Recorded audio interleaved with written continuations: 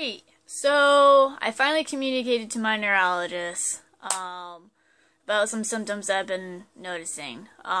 And her reply, and this is the one I like, her reply really upsets me. I'm super annoyed and frustrated and upset and I just thank God I had therapy Friday. So my message was to her, lately I've noticed that it's easy for me to get tired, and it's difficult to stay alert late afternoons/evenings, and I sleep well enough. Short-term memory isn't the sharpest lately, and my right hand gets numbness randomly and more frequent tremors. Just a quick update. Her reply is, Suzanne, these symptoms are other common manifestations of anxiety and do not sound typical of MS flares. As a first step, I would address potential treatment of mood symptoms masquerading as physical symptoms with your PCP. We will still plan on repeating your scan in January, correction, it's December, and let you know if symptoms persist despite treating mood. Keeping in mind these treatments may take 1 to 2 months for effect. Now, previously when I saw her, she was like, with all of my first symptoms, she's like, this could be your PTSD, And when I told my therapist that, she's like, I don't think that's valid. Your PTSD is, no. So it kind of really irks me that this neurologist is thinking it's mood symptoms. My personality hasn't changed. The fact that I'm in the counseling program for my grad school, and I've been in therapy for the good majority of my life, I've not once been diagnosed with a mood disorder or anything on that level.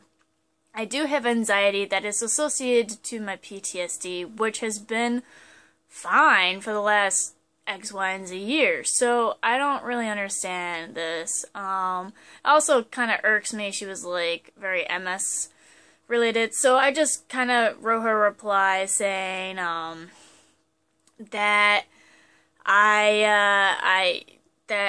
I just wanted to keep her in the know and let her know what's going on. And I know prior I was really MS specific, but since my last hematology and oncology appointment, which you should have gotten those results, I'm kind of more finding on what's going on and being diagnosed rather than undiagnosed.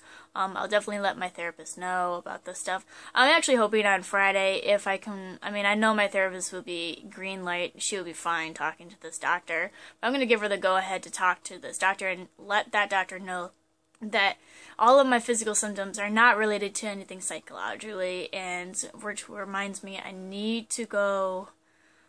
If you're having these issues with medical people telling you that it might be just you're emotional and whatever, I highly suggest what something kind of saved me was went to see a neuropsychologist and get tested through them and kind of prove these medical doctors. This is what I did a year ago. This doctor's like, oh, it could be, Went to see this lady and she's like, no, this is nothing related to your mind. This is something biologically going on. This is something, it looks like MS. It seems to me as MS, just not a common factor of MS. And I'm like, okay.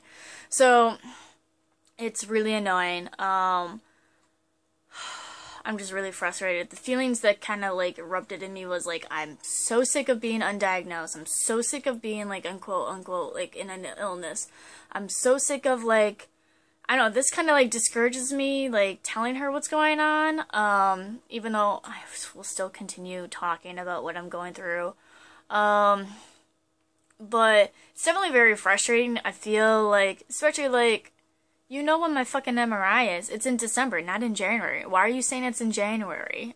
So, I don't know. As a patient, I just really wish that medical people actually really listened to what I was saying and really understood. I feel like a lot of times medical personnel are not really effectively listening and understanding what I'm going through and really address the issues that I'm bringing up.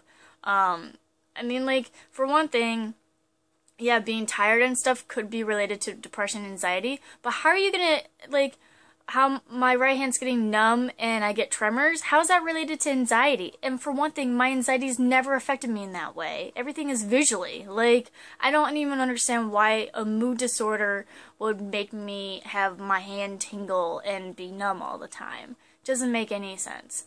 But I just definitely want to give you guys an update, and grad school's going well. But yeah, I hope you're hanging in there.